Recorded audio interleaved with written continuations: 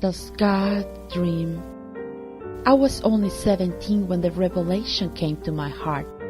He had a dream for me, but being a nun or a missionary in a foreign country was not what I had in mind, so I ran. I made a dream for myself, be a famous writer. I went to Mexico City to study literature. I wrote furiously, received honorary mention in a national short story contest, published in a college magazine, proofread poetry books, visit galleries, and befriended artists. One day my heart broke over a romantic relationship. A strong depression set in, and I had a near-death experience. But God preserved my life.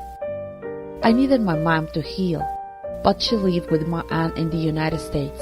I felt safe when she picked me up at the airport in September 2000. My aunt had told me on the phone I could work in a Charlotte newspaper. Instead, I got odd jobs and burned my hands trying to wash greasy dishes in a restaurant. Life humbles immigrants in many ways.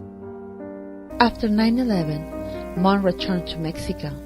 I waited and waited, but she never came back. Soon I found myself stripped down of my identity, my country, my culture, missing my family that had supported me always.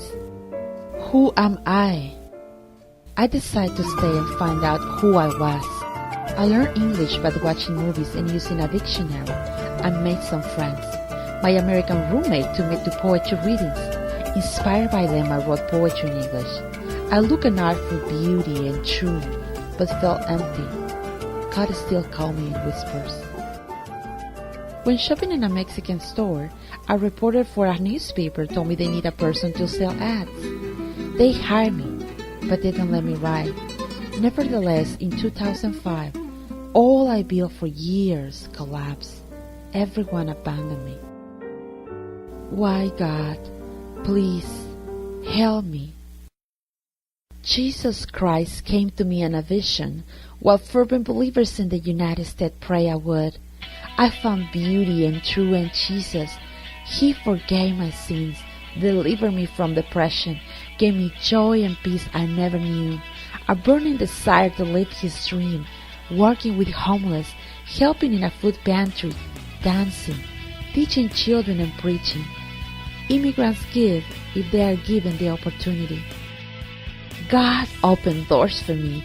A friend invited me to the pro-life movement, supporting pregnant women, defending the unborn, and informing teens for better choices. During a pro-life campaign, they invited me to talk about abortion at WNO Radio. 1 week later, they asked me to be a radio host with no training or a pretty voice. For a year, I did community programs and morning news. Advocating for immigrant rights was a must. My co-host heard TV Guia magazine needed a freelance writer doing interviews and suggested me to the editor. The best is to love again, have real friends.